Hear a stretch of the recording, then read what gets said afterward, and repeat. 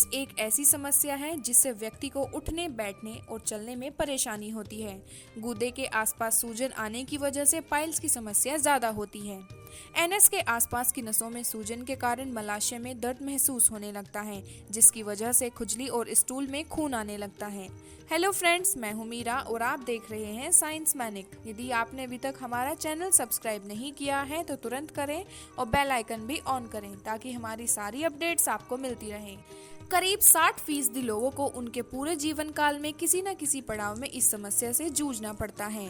रोगी को सही समय पर पाइल्स का इलाज कराना बेहद जरूरी होता है। समय पर इसका उपचार नहीं किया जाए तो तकलीफ बढ़ने लगती है। पाइल्स के कुछ सामान्य लक्षण होते हैं, जैसे गुर्दे के आसपास कठोर गांठ जैसा महसूस होना, शौच के बाद पेट साफ न होना, शौच के वक्त जलन के साथ साथ लाल चमकदार खून का आना, शौच के वक्त अत्यधिक पीड़ा होना, आसपास खुजली, लालपन या सूजन का रहना, शौच के वक्त म्यूकस का आना, बार बार मल त्याग करने की इच्छा होना लेकिन त्यागते समय मल का न निकलना। पाइल्स 2 प्रकार की होती हैं, खूनी बवासीर और बादी बवासीर। खूनी बवासीर में किसी प्रकार की पीड़ा नहीं होती है। इसमें मल त्याग करते समय सिर्फ खून आता है। इसमें गुर्दे के अंदर मस्से हो जाते हैं और जब मल त्याग करते हैं तो थोड़ा खून निकलने लगता है। मल त्याग के समय खून मल के साथ थोड़ा थोड़ा टपकता है। मल त्याग करने के बाद मस्से अपने ही आप अंदर चले जाते हैं। गंभीर अवस्था में यह हाथ से दबाने पर भी अंदर नहीं जाते। इस तरह के बवासीर पर तुरंत उपचार कराना चाहिए। दूसरा है बादी बवासीर। बादी बवासीर में पेट की समस्या अधिक रहती है। कब्ज और गैस की समस्या बनी ही रहती है। इस बवासीर में मल त्याग करते समय खून नहीं निकलता। इसमें सिर्फ गुर्दे के आसपास खुजली और जलन महसूस होती है। इसका अगर उपचार सही समय से ना कराया जाए तो पीड़ा बढ़ने लगती है। मल त्याग करते समय और उसके बाद भी रोगी को दर्द बना रहता है। पाइल्स होने के कई कारण हो सकते हैं, जैसे कब्ज, दर्द और मल त्याग का कम होना। खाने में बदलाव और कुछ रोजमर्रा की जिंदगी में बदलाव लाने से पाइल्स की समस्या से निजात पाई जा सकती है। जिस व्यक्ति को पाइल्स की समस्या होती है उसे ज्यादा समय तक एक ही जगह पर नहीं बैठना चाहिए, क्योंकि ज्यादा देर तक एक ही जगह पर बैठे रहने से प्रेशर बढ़ने लगता है, जिसकी वजह से गुर्दे के आसपास की नसें सूजने लगती हैं और कई बार मल त्याग करते समय खून भी आने लगता है। आइए अब जानते हैं कि किन चीजों को भूलकर भी नहीं खाना चाहिए। ज्यादा तला भुना मसालेदार चीजें कम खानी चाहिए, क्योंकि इन चीजों में फैट ज्यादा पाया जाता है जो बवासीर की स्थिति को और भी ज्यादा गंभीर बना सकता है। सफेद ब्रेड को खाने से परहेज करना चाहिए, क्योंकि सफेद ब्रेड को हजम करने में काफी परेशानी होती है। जंक फूड जैसे पिज्जा, बर्गर, चाय और कॉफी, सिगरेट या गुटखा भी कम ही खाना चाहिए। जिस व्यक्ति को पाइल्स की समस्या होती है उसे ढीले कपड़ों का इस्तेमाल ज़्यादा करना चाहिए, क्योंकि ढीले कपड़ों का इस्तेमाल करने से पाइल्स में काफ़ी राहत मिलती है। ज़्यादा टाइट कपड़ों को देर तक पहनने से गुर्दे में सूजन की समस्या बढ़ सकती है। खाने में बदलाव लाने से पाइल्स की समस्या को खत्म किया जा सकता है। ऐसे खाने का ज़्यादा इस्तेमाल करना चाहिए जिसमें फाइबर भरपूर मात्रा में होता है, जैसे राजमा, मटर और अलसी के बीज, चिया सीड और केला। केले में फाइबर भरपूर मात्रा में होता है, क्योंकि केला स्टार्ची खाने को जल्दी पचा देता है और स्टूल को मुलायम बनाता है, जिससे वह आसानी से निकल जाता है।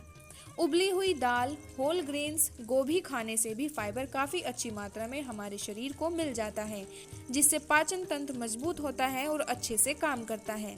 पहले से ही बना खाना, पैकेट का खाना, नॉनवेज और तेज मिर्च वाला खाना खाने से परहेज करना चाहिए।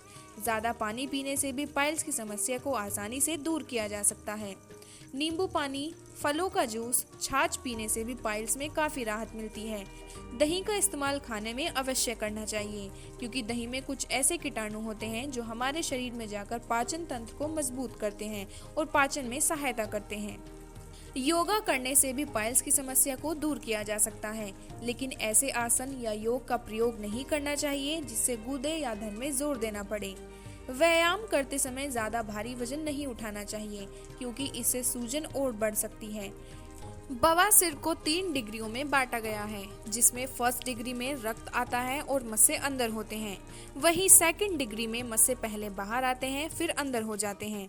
दोनों ही श्रेणी में लेजर और इंजेक्शन से इलाज संभव है।